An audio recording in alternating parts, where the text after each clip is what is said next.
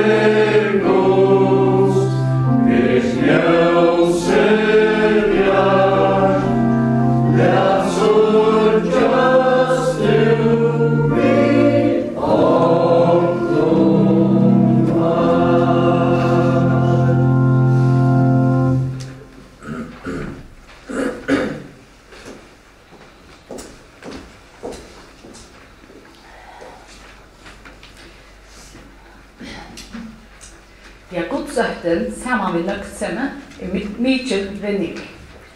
4 brev til Teosar 6:6. Dette stort av skriftåret løser vel. Omsøsten mine. Mibet Jakobsen, født at kyrkje 1. april 1919. Døtter Jake og Grete Poulsen, her hun var eldst av 6 syskon. Hun fikk navnet Mia Petrina Elisabeth Jakobsen, etter Mitja Peter, mamma-bortjasønnen som døde til Berslund, og han etter ombordet henne, som gikk borster i Skarsbad. Og her var hun født etter at etternavnet kom gilde, så at bøten skulle øyta etternavnet. Til pappasønnen, så fikk hun ikke etternavnet Poulsen, som pappen heier, men pappanavnet Jakob, og et sen etternavn, altså Jakobsen, til etternavn. Hekta og Thea at ødt undervisningen i skolen av kyrkje var førskolen og skoledøvnen som Ibet og sysken henne. Viser dere at myndløkene hadde ikke lykket større drøkningslagskraft i fotle som i høystaden. Ibet helt selv at etternavnet kunne komme sted praktisk norsøkken, at hvis hun ikke i Poulsen av kyrkje, så passet det ganske fullt at ha et annet etternavn som man kunne kjenne mån av poste og ørmør. Vøker, vito og sera doande og på alle mat.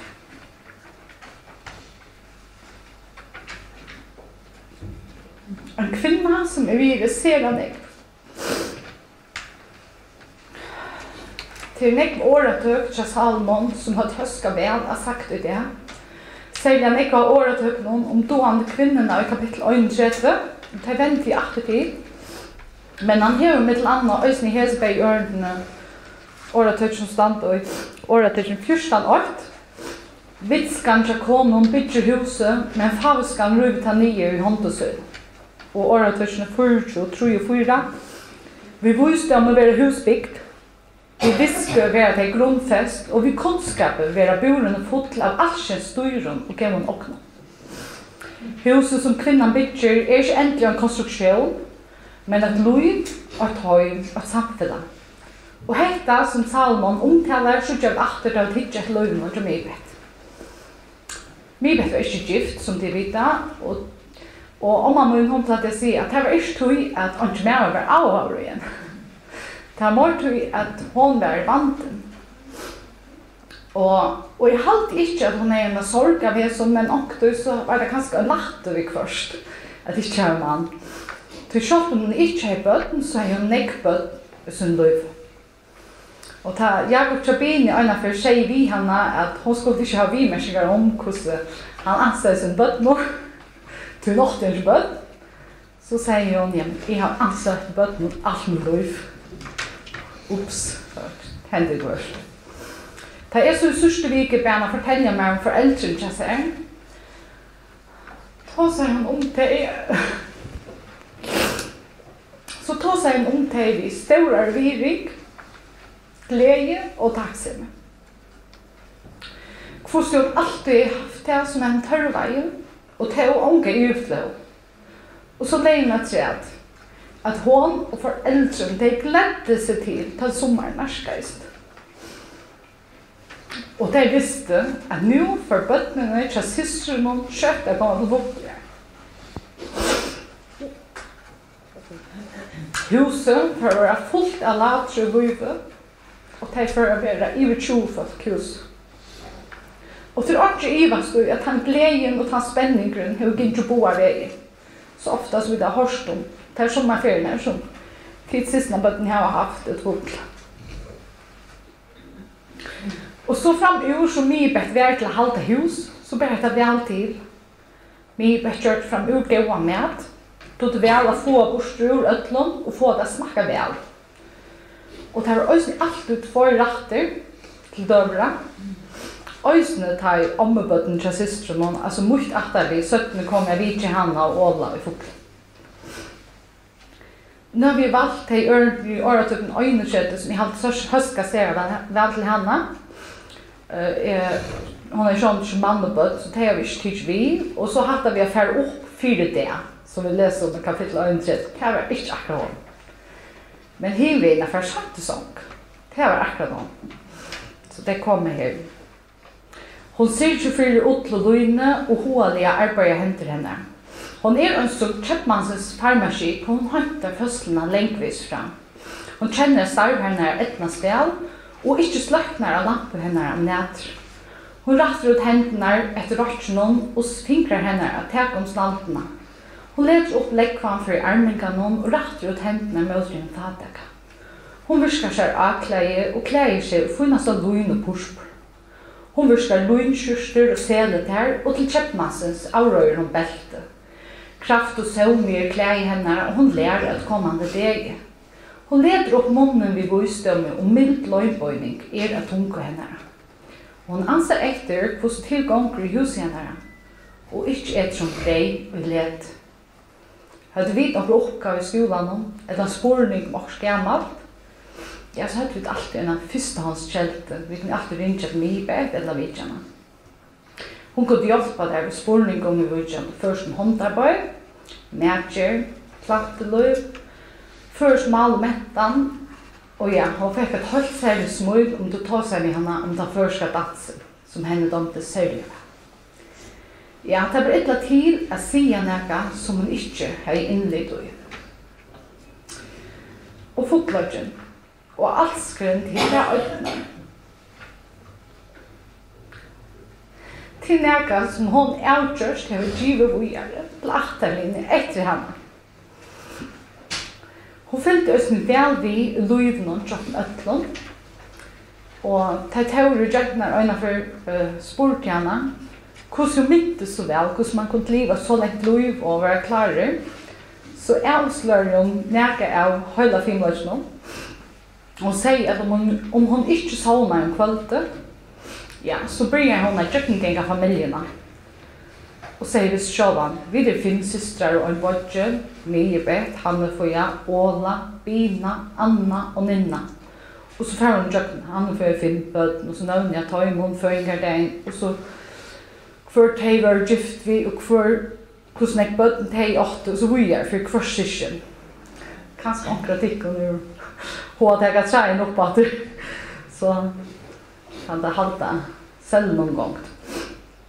Og jeg vant i øyne av tid som startsfolk av samfunnet kunne ta ondt i meg til å si at hun vil skjere takksom og nøgt. Jeg vil øyne lese Salma 5, en bøn av Gudsmannen og Moses. Herre til åkken sjål har vært etter at. Arne fjøtlene var til, Arne gjør og høymer var født, aldri og atler ever erstu og god. To menneskene atter til måltar lødde venta, og to bojer kom i atter til menneskene bøtten. To fyrtær 1000 år, som dævrønne jar, ta med linjen, og som måttar vøgge øyn. To rikket til borster, som svøvner til vera. Av måttene til som græs og grør, av måttene til blomar og grør, av kvöldet til følnar og dør. Ta vi tenker til av røyetøyne, vi øktast av elsketøyne. Du sett til misgjørvarer til eie, var dolt og sinter for andestens ljøs. Alle var det færre røyetøyne, som konkur var kvørvåkar. 70 år avskøy vorst, og mykjele megen 80 år. Og tar at dård bare skjut og møye, for tøyen renner og vi flikkvast det. Hvor kjenner måttene røyetøyne og ilsketøyne sva, som økten for teta krever? At helja våre ideer til å lære at vi må ha bostad og hjärsta få. Vent atter herre, hvor slånge til her var kun vi tjener tøyne. Mekta okkon vi miskon tøyne og morgon tøy, og leda kun gledes og feknast alle våre ideer. Gjør glede for tar ideer til å nøyte og fyrt ei art av tøtta ringt. Kun gjør tutt versk for tjener tøyne og tøyne dård for sånne tøyne. Herrens godsvars inte iver okkon vere, til våre henter hava sted, for okkon til fremje, ja frem til handaverskvar. Og som vi løser, at fjærsar avskøy, forsar mykjele megin. Vi tar mye aldri føren del på, altså heter fra Seidjan, og først kommer skje for kvinner. Så vi visste jo at det var ikke en sjokkfylt til en ommesister som ble så gammel. Vi var nok så spent da hun ble 95, om hun måtte klare 100. Ja, og så 18 av til, så det noe som møte i øtlen natterloven, at man ble via livet. Og til, så ble hun 102 år. Vi har spurt meg en dag, mamma, närför länge om det att fylla 200 år. Och jag måste fortälja honom att ta var först i han, eller är här, så vant han det helt inte hon. Jag har fortalt det sånt öst för mig bett. Och så kjolt om vi inte hade vantat att mig bett kommer leva så långt, så beien alltid borsk. Det som om att ekko ur eten att således ofta ångan i världen. Människor ofta så dödja. Men synden kom in, ta människor gav efter för önskapen och tætjer av vi dödja. Og allikevel så øyer vi den gåan, kærleksfotlan god, og han valgte sjálv at dødja for okk. Han valgte å sluka deian ved å sikra jøkken Jesu deia krossen, så vi kunne leve i æver sammen med honom. Jesus ble frelseren, så vi kunne se dere alle i dag. Og nå långtes mye bedt, og som etter å komme suttje frelseren Jesus. Hun er livet morgenen en øld, og langslen etter å skoa Jesus tok bare til. Tror jeg det ikke bare sorg, men også en glede å sitte her. For mye bedt fjæren, men hun er fjæren til det høy, som henne långtes etter. Vi som sitter etter skulle vite at vi tar en færre som blir for oss. Hun ber trolige. For en øynstøkken familiene og nevnte det ikke navn. Og det er en arver som ikke kan metas som nøkla valuta, og som ikke endelig så lagt å lite. Tror jeg det er største viring for omsystemet min at det sier, æra ved henne minne. Inte svika litt, og veker løyde fer, med kona som øktast herran, skal være prysa. Året 2031. His næste salmen som vi får synge, han sammansett av noen versen 405 og 406, eller 406 og 406, og det parst av til kvølpen som vi ber. Sammen med øren bøden.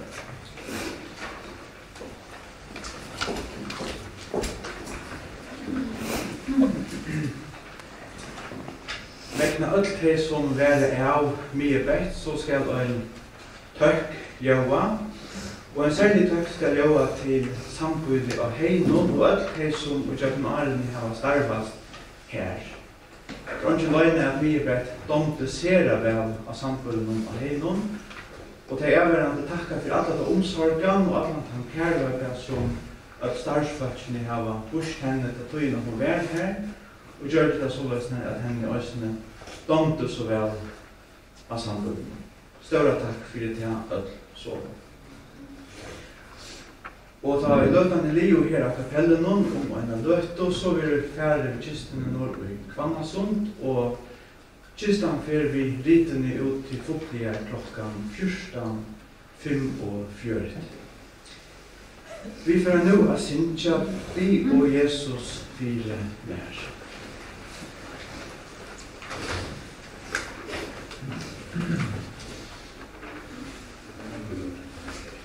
We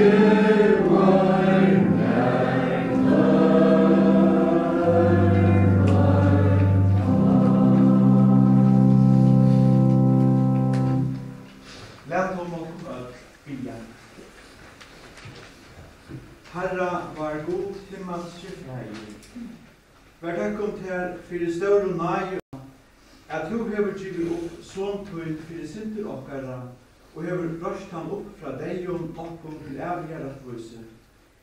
Vær vi til gjev okkom høylava andatøyn som kan løya og styra okkom etter viljatøynum og av nai vervøyta okkom og i sannare og livande trygg. Væra okkom fra öllum sintum og etter hetta løyv vetja okkom opp til et evige løyve fyrir elskuliga sonstøyn Jesus Krist varan Herra, han som vi her liver og rævur, og i einløyga høylava andans, og en sannor god, aldur og æver, atlar. Amen. Og takk skjer vi sikning Herra. Herren var sikne til og værvøyte til. Herren lät i andligt sutt lysa iver te og vedet her naiver. Herren lytti opp, asjål suina iver te og djevet her fri. Amen. Og vi vil ha standande nu, kistan over gården.